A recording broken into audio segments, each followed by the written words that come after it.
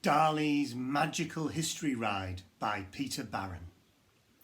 Never before has the story been told of a brave little train with wheels made of gold. Painted bright blue with a happy red smile, he was Darley, the engine, the best by a mile. Out on the track he would always impress, stronger and faster than any express. Once his boiler had built up a full head of steam, no one could catch him, he went like a dream. No wonder the pupils of Class 7B were jumping for joy and shouting, "Yippee!" After saving so hard for the school toy appeal, Mrs. Johnson, the head, had cooked up a deal. You raised £50 to buy lots of toys to cheer up the lives of poor girls and boys. So you're due a reward, she went on to explain. You're off to the seaside aboard Darley the train. The line passed the school, so the train stopped outside, and the following day they set off on the ride. They had buckets and spades they'd bought at the shop, jam sandwiches, apples and bottles of pop.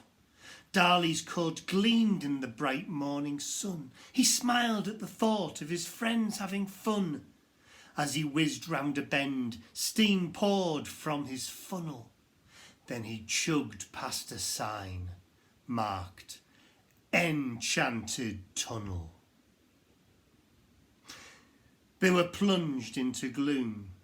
It was blacker than night, and when they appeared back into the light, they sensed there had been a dark transformation as the engine pulled in to Darlington Station. Soldiers had gathered, 1,000 or more.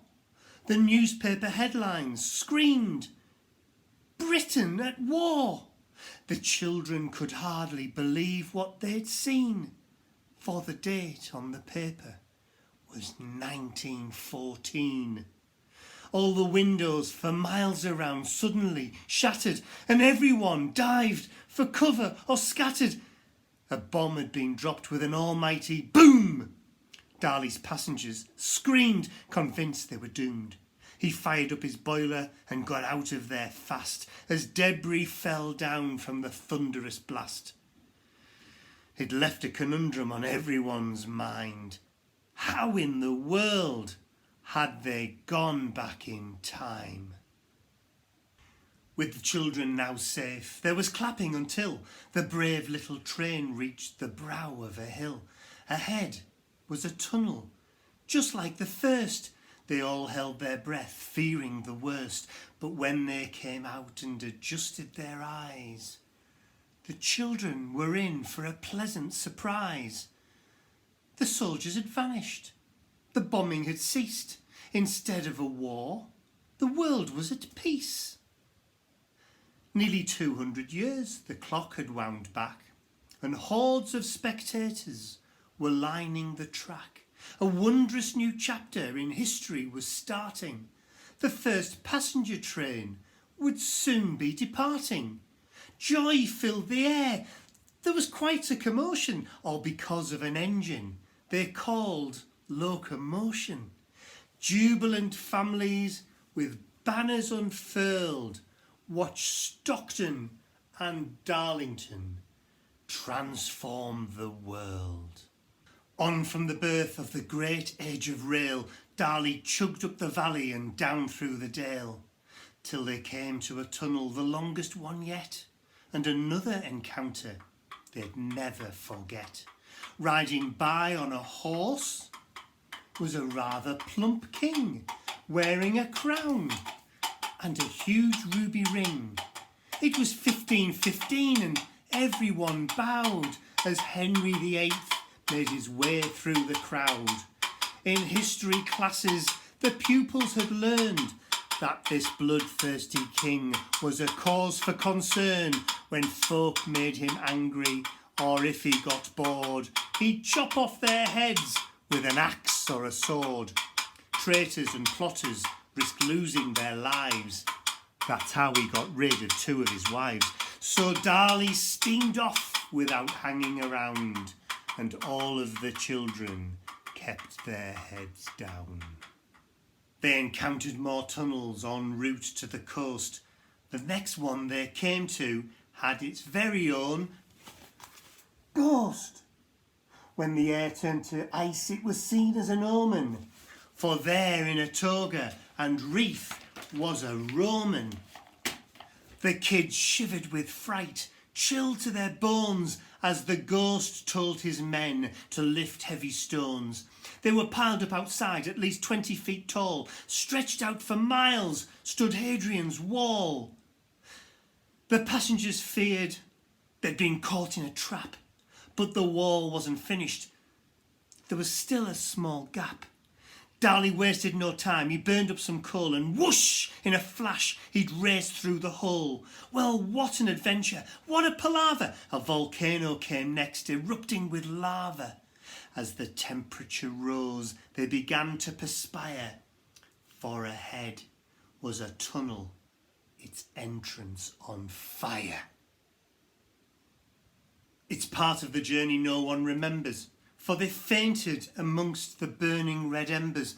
The heat was too much, but when they awoke, they were free of the flames and choking thick smoke. There were blue skies above. The air was much clearer. They'd gone back as far as the Jurassic era. So soon after Darley had set off from school, they'd arrived at the time when dinosaurs ruled. Stones on the ground began bouncing like fleas.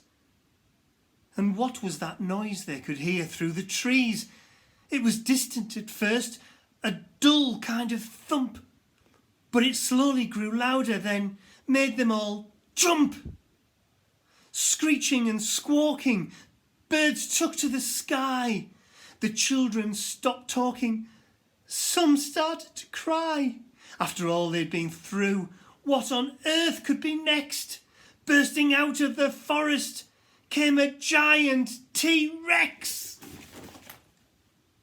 Well, Darley went faster than ever before as the dinosaur let out an almighty roar. It had ginormous claws and jaws open wide. The children and Darley had nowhere to hide.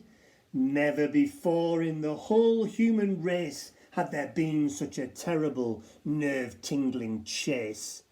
The kids chucked jam buns, yelling, "Take that, you brute!" as 3 pterodactyls joined in the pursuit.